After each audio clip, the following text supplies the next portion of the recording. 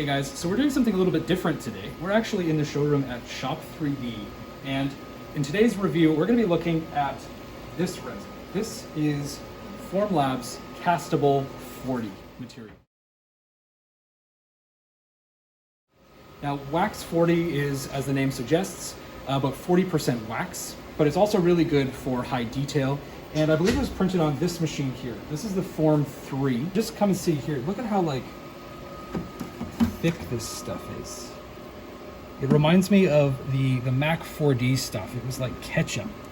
And I feel that's a feature of some of the SLA resins. Now, Formlabs does a lot of their own testing. They do a lot of casting work, and we're gonna be going through their literature, making sure that we follow it to the T.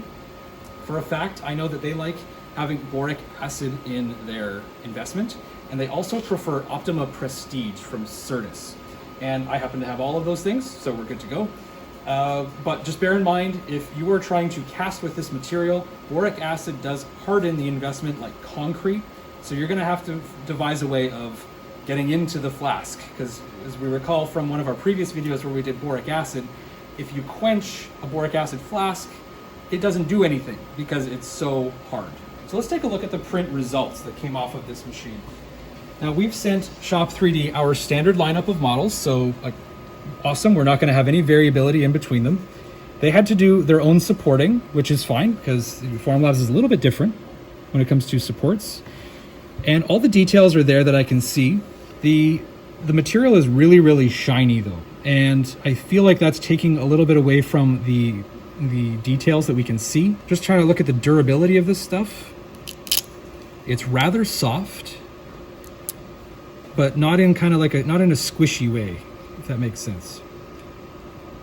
All the details in these stone settings turned out really quite well. There's a little bit of a film on the surface, and I think that might be the resin itself kind of leaching. There might be some aspect to it that's not quite fully cured yet. You can see it quite a bit on this signet ring.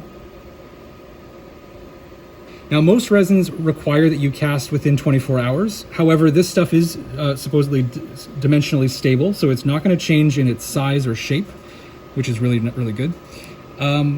These prints took approximately 8 hours to print. These were obviously printed before our arrival, so we weren't really there for it. So that leaching effect might be because they were printed before we arrived, and we're going to definitely go over the post-processing again and make sure that that's not going to affect our casting results. So let's head back to the studio. We'll get all these sprued up, and we'll do the casting test. And I'm going to go. So we're back in the studio now, back from Toronto at the Shop 3D showroom where we were a couple days ago. Again, thank you very much, Shop 3D, for having us. It was a privilege to check out what you guys are up to. We sent over our standard lineup of prints, so there's going to be no real divergence in terms of comparison. However, because they did all the printing for us, just like that B9 video where we looked at the emerald, this is going to be one of those half recommendations because we didn't actually get to do it ourselves. We don't know about bed adhesion. We don't know how long it took.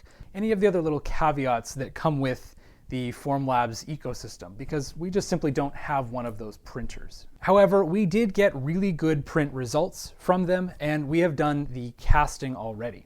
Now, Formlabs does a lot of their own research, their own R&D work when it comes to the castable resins. I'm pretty sure this is probably one of the resins that gets the most attention out of pretty much their entire lineup because of how much work they've put in. I know for a fact that they've actually reached out to other casting houses in the US specifically to teach them how to print and cast with their materials. Unlike pretty much every other brand that I've ever heard of, that don't even bother to do that. Before we took on this whole project, I did familiarize myself with some of their literature, the Formlabs research, and they're very, very specific about certain investments that they want you to use. They do recommend using boric acid. They do have a very good article in general, which I'll link down below in the description, that is really good information as a whole, just for casting in general, regardless of which resin or wax you might be using. So I referred to this document heavily, and the results that we got were really, really good. Now, our burnout schedule, our normal one that we use for pretty much every resin we've ever tried and wax, happens to coincide with exactly what they recommend. So there was very little deviation. The one big thing that we did do was we did add boric acid. We also used Optima Prestige Investment rather than our normal Plasticast because they recommended it. So let's take a look at these printing and casting results. So Shop 3D did not send us a whole lot of prints to work with. I did have a couple here, and I believe it's because these ones actually broke and they did some reprints. So we have a couple of options to look at for comparison's sake, but for the most part, they are largely unique. So looking at the skull first, with all its intricate details, it looks really, really good. I don't see any surface texture issues in between the details, which is pretty normal for this one. All the details that are there look like they translated over really well. Some of these little ridges are very, very sharp, and in investment terms, those sharp details sometimes kind of round over and get lost, and we're not seeing a whole lot of that. Now these are pre-polished, of course, so that naturally will happen, but anyway. In terms of raw castings, by comparison to the prints, they look excellent.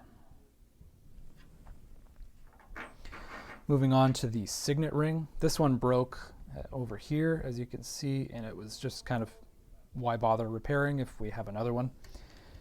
I'm very interested in some of the details, particularly some of the flaws that you can see up here on the top of the face. With MSLA, when it's working in layers, with this particular design, I like to put it at about a 1 degree angle this way, so that you're not having a flat face parallel to your build plate. And that in turn creates an area which can become, it's called cupping. Now we don't necessarily have that, but you can see on this one, there's actually like this rhombus type trapezoid shape here, and it's actually on both, along with some scratches, or they appear to be scratches or layer lines or something. And they are on both models, and they cast perfectly well on the bronze one. All the extra little layer lines here everything translates really, really well, including what appears to be a break. We're not seeing any surface texture issues, which is very common for a large, thick model like this. We typically see it in this transitionary area between thin to thick, and we're not seeing any of that. So this was a very, very clean burnout. Now these ones over here, we don't have any extra models in which to compare to. And these ones are actually in pretty rough shape. You can see this one's not really round anymore. It kind of got beat up. One of the prongs broke off, but I happen to know that broke off on the way here. We didn't exactly have a safe place to store these, so they kind of got bumped around. This resin is definitely very brittle. It does require, if you were to ship it, quite a bit of extra handling. Just something to bear in mind. But again, excellent quality on these very, very thin sub 1 millimeter prongs. Now the more heavy stone set engagement ring looks phenomenal, but again, we have some broken prongs. What is there though, all the seats nice and round, nothing filled in, meaning that thermal expansion is not too big of a deal, and we'll talk a bit more about that on the next one. There's no surface texture, but you do see layer lines. A couple of the prongs got bent, again, they just got beat up. But overall, a very, very good casting. And then lastly, we have the saddle ring, which has many more stone settings, many more types of filigree-esque details, and everything turned out phenomenally well. Even though my lattice of support / sprues kind of got really beat up. Once again, a lot of the little tiny prongs got wrecked. You definitely want to go from the printer straight to your casting with this particular resin. But again, overall, phenomenally good results. So on casting merits alone, I would definitely say I'm not interested personally in buying into the Formlabs ecosystem, because we've seen just as good results on many other types of casting resins before. Now these casting results are really, really good, no doubt about that. So if you're already interested, or if you're already invested in the ecosystem, definitely give Formlabs Casting Wax 40 a try.